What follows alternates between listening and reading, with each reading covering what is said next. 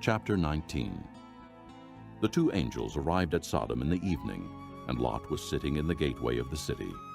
When he saw them, he got up to meet them and bowed down with his face to the ground. "My lords," He said, "please, turn aside to your servant's house. You can wash your feet and spend the night, and then go on your way early in the morning." "No," they answered. we will spend the night in the square. But he insisted so strongly that they did go with him and entered his house. He prepared a meal for them, baking bread without yeast, and they ate. Before they had gone to bed, all the men from every part of the city of Sodom, both young and old, surrounded the house. They called to Lot. "Where are the men who came to you tonight? Bring them out to us so that we can have sex with them." Lot went outside to meet them and shut the door behind him and said, "No, my friends, don't do this wicked thing. Look, I have 2 daughters who have never slept with a man. Let me bring them out to you, and you can do what you like with them. But don't do anything to these men, for they have come under the protection of my roof." "Get out of our way!" They replied, and they said, "This fellow came here as an alien, and now he wants to play the judge. We'll treat you worse than them." They kept bringing pressure on Lot and moved forward to break down the door. But the men inside reached out and pulled Lot back into the house and shut the door.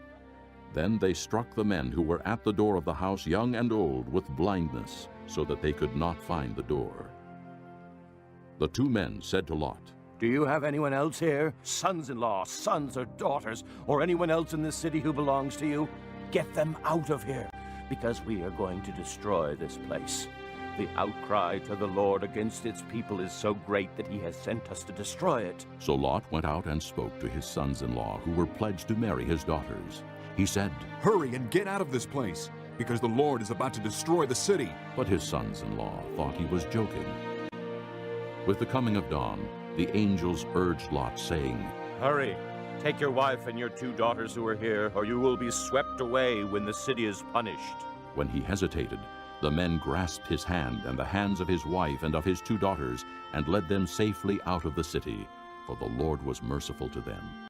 As soon as they had brought them out, one of them said, "Flee for your lives. Don't look back, and don't stop anywhere in the plain. Flee to the mountains, or you will be swept away." But Lot said to them, "No, my lords, please.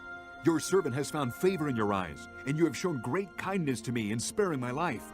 But I can't flee to the mountains. This disaster will overtake me, and I'll die.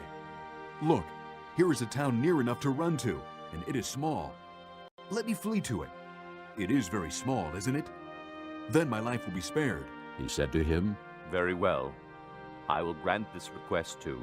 I will not overthrow the town you speak of, but flee there quickly, because I cannot do anything until you reach it." That is why the town was called Zoar. By the time Lot reached Zoar, the sun had risen over the land.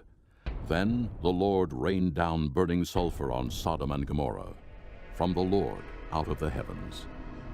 Thus he overthrew those cities and the entire plain, including all those living in the cities, and also the vegetation in the land. But Lot's wife looked back, and she became a pillar of salt.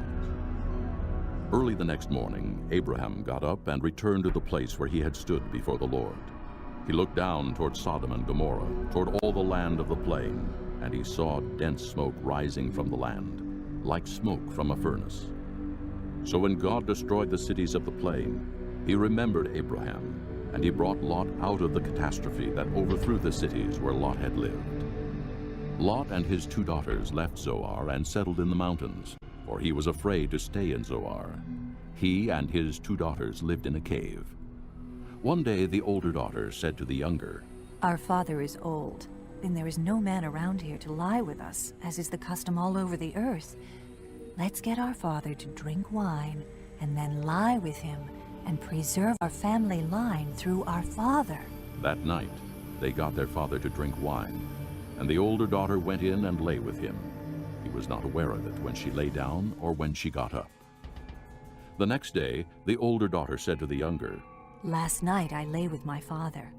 Let's get him to drink wine again tonight, and you go in and lie with him, so we can preserve our family line through our father." So they got their father to drink wine that night also, and the younger daughter went and lay with him. Again, he was not aware of it when she lay down or when she got up. So both of Lot's daughters became pregnant by their father. The older daughter had a son, and she named him Moab. He is the father of the Moabites of today. The younger daughter also had a son, and she named him Ben-Ammi. He is the father of the Ammonites of today.